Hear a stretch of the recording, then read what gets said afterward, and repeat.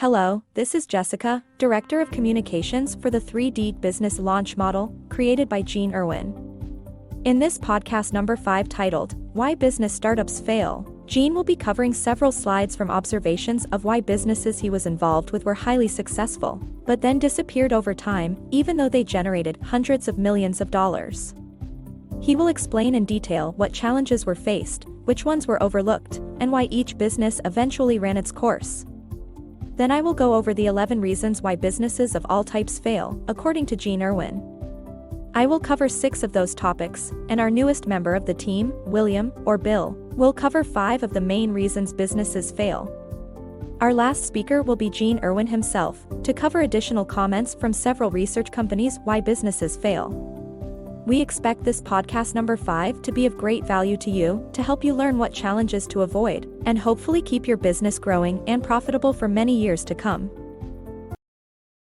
This is Gene Irwin, the founder and creator of the 3D Business Launch Model. We look forward to helping you in this podcast number 5, Why Businesses Fail. Over the course of my career, I have seen dozens of businesses fail for one reason or another. I've been involved with several that I poured every bit of my energy into, and they still failed. And keep in mind, I'm pretty good at what I do in creating millions of dollars for companies, while at the same time making sure my clients get fantastic service with a great product. As I look at all of the small and large businesses I've been associated with, I will explain what happened over time with that type of business and how it either continued in some other form or was dropped from history.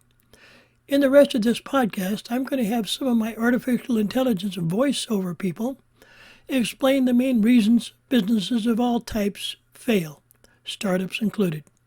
Remember, the 3D business launch model that I created was designed to separate and explain the various differences between the following types of businesses.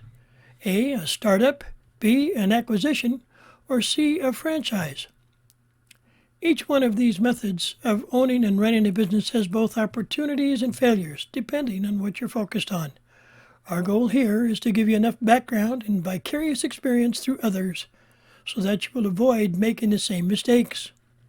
Clearly, many people want to be their own boss and run their own business, but just as clear, most businesses fail miserably in just a few years. Some of them go out of business, some get sold, or some just quit. Let's find out why and how to prevent you and your business from becoming another statistic. This is Gene Irwin, the founder and creator of the 3D Business Launch Model. We look forward to helping you in this podcast number 5, Why Businesses Fail. We're going to approach these observations by focusing on the oldest business associations first, then bring you up to the present. Then we're going to have the AI team cover the various pitfalls, reasons why businesses fail, and then give you some ideas how to avoid their mistakes. Think of this approach as dissecting all the plays in a ball game or a chess match or whatever metaphor makes sense to you. One of the unique perspectives I have to offer you is I have a photographic memory. Although I can remember names, places, comments, and events in my past business dealings with uncanny clarity, unfortunately, any memories I have of non-business experiences are primarily still stuck on microfiche, without the possibility of immediate recall. The vast majority of companies, both large and small, especially during the past 20 years, have failed to pivot. That is, to change their marketing direction and focus in time to avoid loss of market share. Large companies like Toys R Us from 1948 to 2017, Blockbuster Video from 1985 to 2010, and Radio Shack from 1921 to 2020, almost 100 years, have failed to keep abreast of the competition and were unable to get out of their own way of thinking and couldn't make changes fast enough to compete with the internet and companies like Amazon. You have most likely heard that Sears and Roebuck also went in bankruptcy in 2018 with only 50 stores remaining out of, listen, 3,500 stores. In fact, it was the largest retailer in the world, and families around the country for over 100 years, since 1892, could count on a Sears catalog in their very own mailbox. Not anymore. The reasons why large companies fail typically falls into less than 25 reasons, which we will cover in this podcast. But in the meantime, here is the key takeaway from this podcast. Your business is never too strong, never too big, never too advanced in technology to fail. If you don't take care of the details that require operating a business, your business will soon join the massive pile of what could have been no longer operating businesses. That is why a historical look at company failures is so valuable to you now before you invest your time, money, and effort to try and build something that will stand the test of time. Sears did it for nearly 126 years, long after the original founders began right where you are today. So, Gene, what are the ingredients that should go into creating a startup that will last? Well, that's the best question I've heard this week. But the answer won't be a cookie-cutter response. The real answer is, well, it depends. To create a business that grows and is self-sustaining has to avoid what I witnessed and was part of in creating a company that went public and grew from zero to over $100 million in just 3 years. Actually, I was the first professional sales executive they hired out of the corporate office in Cambridge, Massachusetts. This particular company created fantastic hardware and software to tackle massively challenging mathematical problems in creating an artificial intelligence system. The company was named Symbolics, Inc., and it was the very first dot-com company in the world. Look it up. What was the missing ingredient for Symbolics? The hardware and operating system worked primarily in research environments, not in production business. That is, it didn't contain market-driven applications similar to the burgeoning CAD/CAM businesses I was recruited from in the past 5 years. While the Department of Defense had huge budgets to explore the benefits of artificial intelligence systems, it didn't have patience to wait more than 10 years for some useful application before it would come along. That, in my opinion, is the primary reason that all AI systems of that era quickly collapsed into the dustbin of dying businesses. I truly loved the people working there, the concept of working with MIT graduates, but missed the fact that the machines and software weren't solving current, real-world issues, and therefore weren't cost-effective regardless of the cost. Symbolics, Inc. is a classic case of a better mousetrap, but not enough mice involved to garner further attention and adoption by a real industry.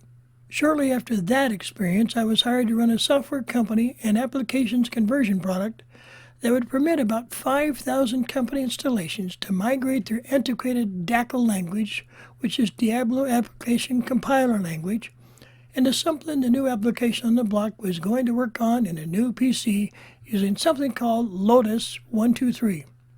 It was the first products that gave way to something you would now know as Microsoft's Office products today. Although the conversion software we developed worked just fine, the market was no longer receptive to a conversion and dropped all old spreadsheets, forms, and computers and migrated to the PC and Lotus 123 directly.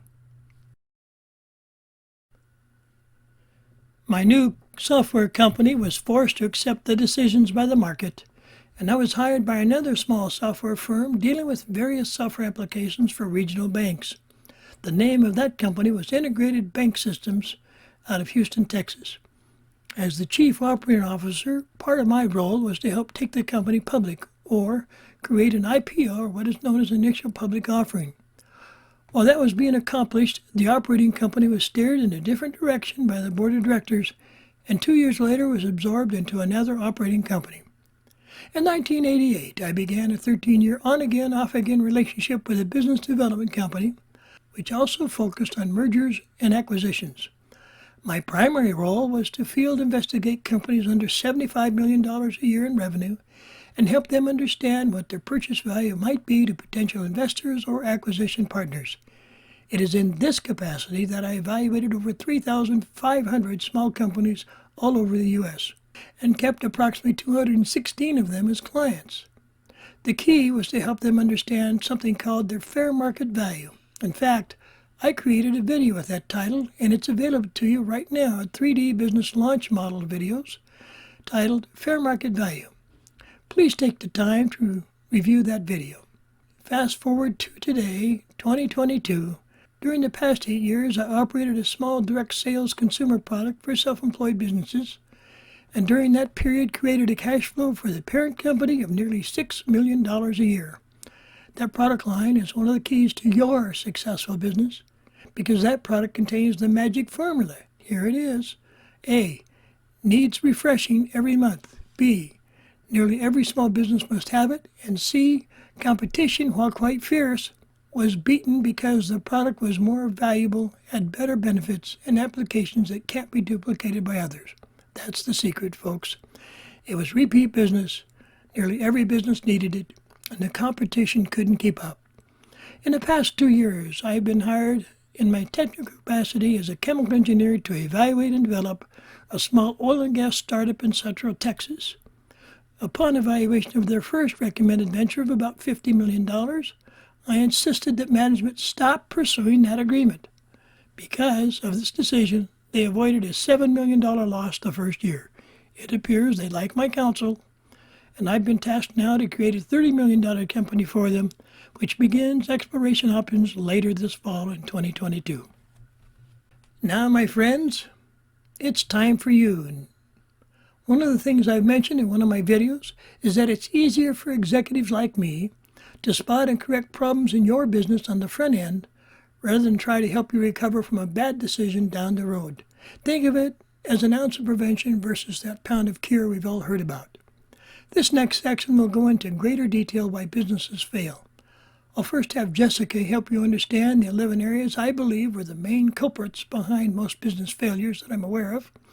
And if you recall, I've evaluated over 3,000 companies in an effort to prepare them for acquisition or sale, using definitive accounting methods and marketing techniques to understand their business and to help them understand and establish their fair market value. Using that experience, I discovered the primary reasons why businesses fail, which exclude the obvious issues related to the owner-operator's demise, a long-term illness, relocation issues, and the failures to transition or pivot the business to an unwilling generation without massive change. The creation of major companies in the early 1900s, such as Carnegie, Rockefeller, and the major petroleum companies then, and the Walmarts, Walton Ayers now, indicate that some companies were successful in transitioning their business to close family and friends throughout their history. The obvious key here is to learn to pivot early and as often as necessary. It's basically adapt to market conditions or you will become extinct. Gene Irwin's list of failure reasons. Hello, this is Jessica, 3D Business Launch Models Director of Communications. Shown below are Gene's list of reasons why businesses of all types fail in their effort to continue growing and succeeding. I will be discussing 6 of these areas in detail in the following slides and commentary. And Bill will cover the final 5. With Gene summarizing business failures as seen by 3 different research companies. Shown here are the reasons why Gene believes businesses fail, and they are shared with you and other readers in his recent video entitled, Why Starting a Business is the Wrong Goal. 1. Cash flow management is neglected. 2. Lack of client loyalty, due to the ease of availability of perceived resources on the internet. 3. A failure to adequately market their products and/or service via technology and online. 4. Increased competition and/or lack of a unique value proposition. 5. Lack of marketing and focus on the customer's issues and needs amid rapid change. 6. Uncertainty in state and federal regulations. 7. Doesn't understand company SWOT, strengths, weaknesses, opportunities, and threats. 8. Doesn't know how to generate new client/customer leads and manage cost per lead (CPL). 9. Staffing isn't strategically planned far in advance of anticipated growth. 10. Undercapitalized, not enough money, cash, credit lines for long-term growth. 11. The market has changed, and company fails to keep up, think Sears, Kmart, Toys R Us, etc. Cash flow management is neglected. In understanding the challenges and issues surrounding the process of cash flow management, new business owners fall into the trap that whatever sales they make in a particular week should be accessed as positive cash flow the next week. Unfortunately, business just doesn't work that way. Businesses can't count on using funds from a recent sale, due to a lot of related factors most new business owners don't understand. Here's why. It's called accounts receivable management. A sale doesn't necessarily enter your cash flow until the product is delivered and set up, and the check rendered clears the bank. If you offer terms, meaning a delayed payment up to 30 days, you will have to wait even longer. Just because you made a sale this week, it may be 30 days or longer before those funds are available in your bank for your business to use. And it will be a much longer wait period if there is a delay in product delivery due to manufacturing requirements, backlogs, or conditions that are beyond your control. So, the key takeaway here is that any sales logged in 1 week may not show up in the company's balance sheet until several weeks, or even months, after the sale is made. Have you ever ordered and paid for something, knowing that it won't get into your possession for several weeks? It's the same thing in reverse. Just because you got a sale, it doesn't mean you can spend the revenue it generates just yet. Lack of client loyalty. Remember when Gene said before, when he said the customer may not always be right, but he is always the customer. And you need to do everything in your power to make sure that they are very pleased with your product or service and your support.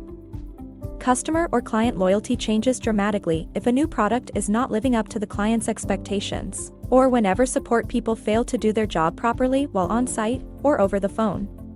That is why Gene says everyone in your company must be acutely in tune with sales. Because everyone in your company who represents your business is a salesperson. That includes janitors and CEOs. It includes receptionists, office managers, and people in accounting. Everyone will respond well to polite conversations, but nobody wants to deal with mean or aggressive people over the phone. Remember the golden rule. He who has the gold makes the rules. And the other golden rule about being treated nicely. Gene mentioned in one of his training series that a large company from Louisiana had problems getting their computer to print the drawings necessary for construction. Gene offered to convert their information into their own in-house systems, while waiting for the competitors' old equipment to catch up. While waiting for repairs, Gene helped that their production was resumed and completed on time. In a few months, Gene and his company was able to grab over 60% of this large company's business. He not only created a lifelong loyal customer, but also the gratitude of an entire production team. Failure to market using technology online. The road to business failure by not using current and future technology is littered with piles of good intentions. There are many companies you can quickly name which failed to keep up with the times, including Blockbuster, Polaroid, Toys R Us, Kodak, and Sports Authority. A great many companies failed to succeed in modern times, because their business model of clumping together in giant malls became a thing of the past. These giants thought they were too big to fail and include JCPenney, Sears, Kmart, Macy's, and Borders. While there are still some malls available to the masses, the idea of going to the mall for major shopping has waned. To the extent that nearly everything, including cars, can be purchased online. The advent of the internet and online web surfing has come of age. But here is where the small business website offer fails to see the trees from the forest. While specific to your first website, it is Gene's recommendation to carefully determine the reason for your website in the first place. Is your new website designed to educate, differentiate, or direct sell your products online? At the 3D Business Launch Model, we recommend that unless you are selling something that is a common known commodity, that everyone who would ever purchase from you would fully understand upon ordering. Such as items used around the home and business regularly, that you should not do all the selling on your website. Whoa! That's a horse of a different color. Yup. Gene is very particular about this. Unless your website is used to sell commodity items, or what can be perceived as a generic brand or commodity, you should not use your website to sell. Use it to gather leads and qualify people who need a callback or at least some type of connection with your company. If you don't, they will make a lot of assumptions about you and your business, which most likely are incorrect. Failure to defeat increased competition. Competition for your time, talent, abilities, and services are all around you. That certainly includes those in your local area, region, or state who are trying to get your clients away from you by delivering just about the same type of product or service that you are. Gene explains it this way.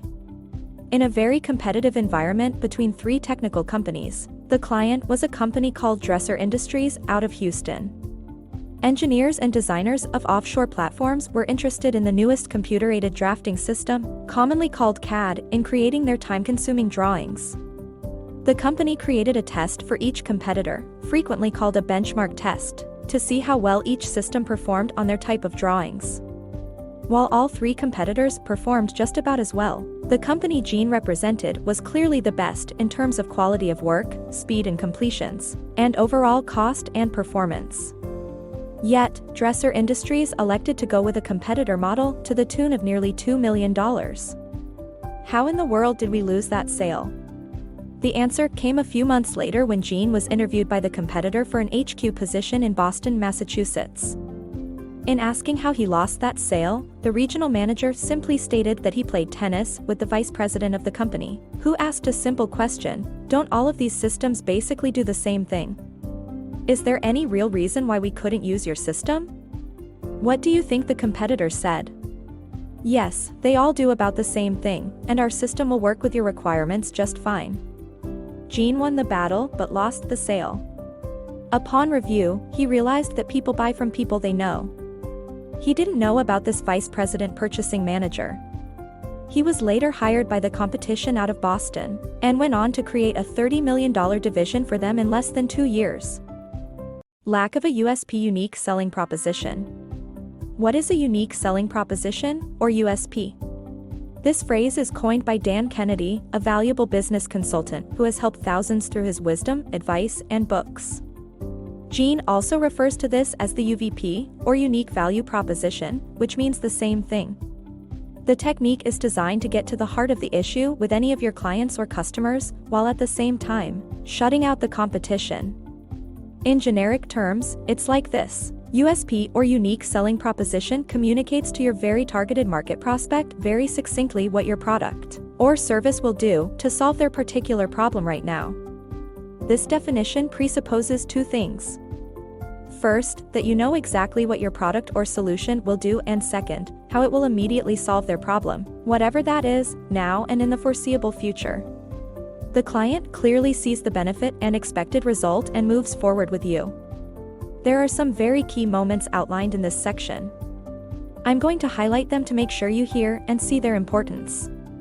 1. You must be able to quantify and qualify the explicit merits of your product and/or service to each specific client. 2. You must clearly communicate how those merits will solve all of your customers' needs, including budget, timing, and solutions. If you listened or watched any of Gene Irwin's 3D Business Launch Model podcasts or videos, you know by now that he cares deeply about you and your business and will do whatever is reasonable to help you succeed. You will gain a great deal of success in your business, regardless of product or your service, by carefully determining exactly who your ideal targeted market demographics are. Who benefits most from your product? Why would they buy from you? Who are your competitors? How is your product so much better than theirs and immediately satisfies the needs of your client? It is these types of questions that you, the business owner, and your sales and marketing team have to address every day, until you get the picture of who you are and what you market to be in clear focus, as well as who your customers are going to be, not only now but in the future. Lack of marketing analysis. Focus on customers' issues and needs during rapid change. Part of the clarity struggle new business owners and their management team display is the very fact that instead of focusing on strategic goals in all aspects of their business, they become attached to specific activities, which they hope will lead to success. While activities are definitely important, the challenge is to look at the daily measurements and how these activities move the dial to reaching the goal in question. In fewer words, don't get hung up focusing on your daily schedule if they don't bring you much closer to reaching the MDR goals in your department. What? What does MDR mean, and how does that apply? To digress, goal setting is part science, part art, and part guesswork. Specifically, goal setting requires just 4 components. 1. A goal must be measurable, in a manner that makes it verifiable to a third party. Everyone knows when you've reached it. 2. A goal must be realistic, for the people responsible to carry it to fruition. Yes, stretch yourself, but do so realistically. 3. A goal must be specific, that all parties understand its parameters. 4. Finally, a goal must have a time limit, such that it imparts urgency to its accomplishing. As management, you must insist that all 4 portions of the goal contain these characteristics. They all depend upon each other. Now, this is where the term MDR comes in. It means minimum daily requirements in order to reach the goals you've set. If you break down all of the aspects and actions required to finally reach the goal, you should be able to map out the minimum daily requirements per department to get there. That's how it works. And it only works using C³ or C3. This phrase means that all types of communication need to be clear, concise, and correct. Uncertainty in federal and state regulations. Red tape. That's the term used in business, when someone, somewhere, decides you are required to have certain approvals before you can do something to benefit you or your customer. Want to have treatment at a hospital? One of the first questions will be to submit your driver's license and insurance card. No insurance? Go to the back of the line, or worse, go to the county hospital where treatment is minimal, and wait times are months long unless you have a dire emergency. You just became a victim of the federal and state bureaucracy. We call it red tape. To protect the public from itself, there are numerous state and federal regulations that govern just about everything we do once we step away from our home. Even then, our homes are typically regulated by the state, in terms of water use, septic systems, electrical use, and other municipality controls. Even if you live out in the rural part of your state, chances are that you are controlled by some government agency for use of electricity, phones, or the internet. We can't escape being controlled by regulations from others. You could live off the grid, but this podcast is defined with the sole purpose to help you succeed in a business of your own. If you do live off the grid, you're going to have to use part of society's infrastructure to get your products or services to the market you have defined. Back to reality. Most business owners don't realize that just as soon as they open their doors for business, they gained a full-time partner. It's called the Internal Revenue Service for the federal government, and most likely the Secretary of State from the state you live in, which controls statewide regulations. They hope that your business is successful and operated under the state's authority, including such mundane things as setting up workers' compensation accounts for all of your employees. Aren't you glad I reminded you of that? Cost to support just one of your employees in something known as Medicare and Social Security benefits will cost you 6.2% of that person's income. If you're self-employed, your costs double to 12.4% of your net income. Oh joy. But sometimes the federal or state government doesn't warn us of pending legislations that impact your business. But you will be told eventually. Your task is to predict that impact before it reaches you. This is Jessica, the Director of Communications for Gene Irwin's 3D Business Launch Model. I've explained 6 of the 11 reasons why Gene says businesses fail. Now Bill will address the final 5 reasons why businesses fail, and then Gene will conclude with comments about 3 research companies who comment what their research says why businesses fail. We hope you're enjoying this podcast and video. Doesn't understand company SWOT, strengths, weaknesses, opportunities and threats. Hello, this is Bill, the newest member of the 3D Business Launch Model team. Most new business owners, whether a startup, acquisition, or buying a franchise, should go through this exercise long before they put down earnest money to move forward with the business. In essence, it's a minimum business plan from a macro point of view. It should be fairly simple to list characteristics that address each of the component titles. Strengths. As the founder of a business, whether a startup, acquisition or franchise, you must understand the qualities of your business which differentiates you from your competition.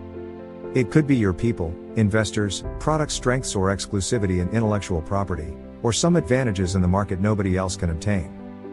You're trying to create a barrier to your market to thwart others from competing with you. Weaknesses. Every business has weaknesses. Your task is to identify them quickly, and quickly limit their exposure of your company. Opportunities. If you can see opportunities for your business, so can your competition. Remember, most new businesses hire mentors on their staff immediately, to help navigate through all of the landmines which derail plans for your company. Mentors have usually been through several business battles that are sure to advance your business quickly through the rough spots to get to a foundation on sure footing, giving you stability. Threats. Threats to your business comes at you from all directions. The COVID pandemic literally wiped out thousands of businesses and forced more than 600,000 businesses to go extinct in the United Kingdom. As of June of 2021, 6.2 million US workers lost their job or had reduced wages due to the impact of COVID. Millions more were affected into 2022. Threats from government, weather, think Hurricane Ian in Florida, and conditions outside your control impact your business in ways you can't predict. Completing a SWOT analysis will put you ahead of the pack. Failure to obtain new leads. Failure to control CPL. The business owner who does not know about, or understand, the cost of research and the actual effort to generate qualified leads, a person or company who would benefit from your product or service if they are aware of you, is doomed to failure. The primary reason that Gene doesn't like retail sales, is because they have nothing to offer to the customer or client that is unique. All retail stores buy or lease their goods from a middleman supplier. That middleman is under no restrictions who they can sell to, even if your competition is right across the street from you. Then little businesses started nearby can begin to siphon off your customers, because they are labeled convenient to them. Think Circle K. That is how and why the convenience store business model quickly upended big box stores. When you analyze a convenience store from a financial perspective, you will discover that the gas and diesel they sell is exactly chemically the same at every other gasoline stations. They are required by law to offer certain fuel products which contain the exact same quality, known as the octane level. The higher the octane number, the more it costs, and the better the gasoline performs, or burns within the engine of your car or truck. In simple terms, it's more efficient. The profit margin in most gasoline sales is typically only a couple of pennies. That's it. So, what are the convenience stores selling that makes them the profit? Convenience stores lure you in with gas prices, but make money on tobacco, beer and wine, other drinks and packaged snacks and candy. Your cost per lead is measured as the direct cost to secure a new lead. If you mail 1,000 postcards at a cost of 60 cents each, or $600 total. If you get 3 lead responses, your CPL is thus $200 per lead. If you need 20 leads to make a sale, that sale costs $4,000 in direct marketing costs, exclusive of salaries and overhead. That is why managing your cost per lead is so very important. Staffing not properly planned to support business growth. In your initial development of your business, regardless of what type of business, you don't need to be overly concerned about future hires. You do need to plan strategically, however, before the need to have certain roles filled at your company. I've given you several podcast materials in the past that deal with identity versus role requirements. A good way to anticipate that is to create an organizational chart now, and pencil in the roles that someone needs to assume as your business grows. We mentioned several times that initially, the founder and usually 1 or 2 others, will assume all of the roles of the company initially. That includes everything from answering the phones to invoicing the client, to making the installation and providing end-user service. At some point, you the founder, and perhaps your other initial players will come to realize you're not the best choice to represent and sell your product line. In one of Gene's technical positions, he responded to an advertisement in the Wall Street Journal for a technical vice president of sales in the New England area. After a few attempts to reach him, the hiring manager for a new technology firm in Cambridge, Massachusetts arranged a meeting at the downtown Boston Hilton. Gene learned that the initial founders of the company came from a computer lab of MIT, Massachusetts Institute of Technology, into something called artificial intelligence. By this time, Gene already arranged for more than $40 million in sales of CAD/CAM systems throughout the United States and saw this opportunity a chance to create a new market. He met with the president of the company and his wife for dinner, and was told he would need to fly to Los Angeles to meet the current, and only, salesperson of the company, who was the contact with the investors who put up the original seed money for the firm to transition from the lab to an operating company. Gene met with the other founder of the company, whose claim to fame as a salesperson was, wait for it, he sold Girl Scout cookies, and thought his experience there would help him sell $400,000 computer systems with a high technology market. In addition, he had a doctorate from MIT, so he thought he could sell into a new market. He couldn't, hired Gene, and the company grew to over $100 million in just 3 years. Not enough money to run business, not enough cash or credit lines for long-term growth. Gene Irwin has been associated with 3 different companies who used the initial public offering or IPO method of creating a pool of funds in order to generate sufficient capital resources in order to fuel the growth of the business in its defined market. A fantastic business began when 3 executives from Texas International in Dallas elected to create a new PC or personal computer in 1982. They were literally less than 10 miles from Gene's home in Houston when they began their business. Although Gene could have gone to work with them in trying to beat IBM in the PC market, IBM had $32 billion set aside in their R&D department at the time. Gene elected to continue with the opportunity in Boston at the time. During the time that his chosen company struggled to reach $100 million in 3 years, the new PC company in Texas, now recognized as Compaq Personal Computers, were on their way of becoming the fastest company to $1 billion in sales at the time.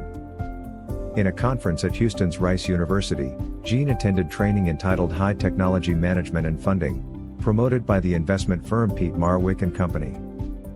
One of the guest lecturers was the director of finance for Compaq Computers.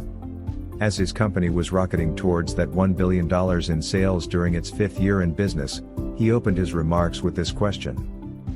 Does anybody here know how difficult it is to find another $1 million every day, just to stay even in building this company? Even at $1 million provided every day, that's only $365 million against the growth of $1 billion that year. Clearly, there wasn't enough money available to sustain the company's meteoric growth rate, until much larger players, in this case Hewlett-Packard, came to help. At the time, the challenges which plague small companies can also hamper very large ones. Be sure to plan ahead to get the funds you need to sustain your company's growth and profitability. There are lending sources and private investors who may want to help you succeed.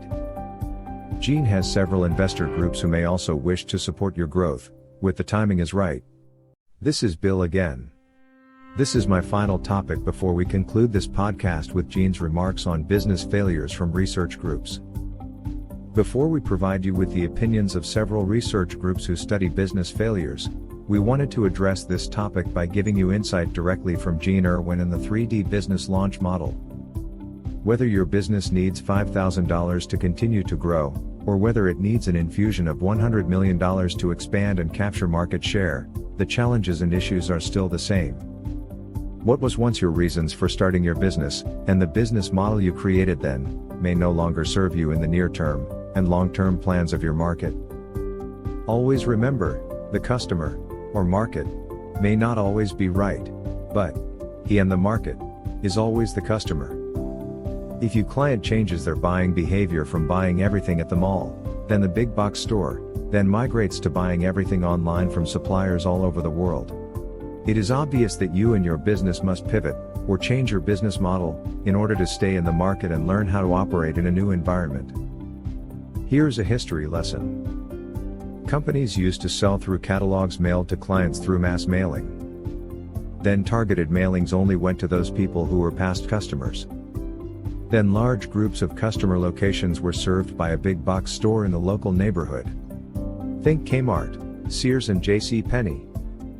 The market pivoted again, when the consumer overcame the fears of ordering online, and the worlds of Amazon and other suppliers created an instant shipping model, to offset the fact the customer can't go to an internet store which doesn't exist. Billions of dollars changed hands, and the one party left out in the cold, where the state taxes were avoided when the products were ordered out of state, and sent directly to your location, sales tax-free. Quickly, large taxing authorities complained to the internet shippers, states changed the legal landscape, and now every order online is monitored for paying state taxes from the state that the product is sent to. Otherwise, as the complaint was correct, big box stores couldn't compete because they had to charge and collect sales taxes. What do you think the next pivot is going to be? Change is constant. Be ahead of the curve.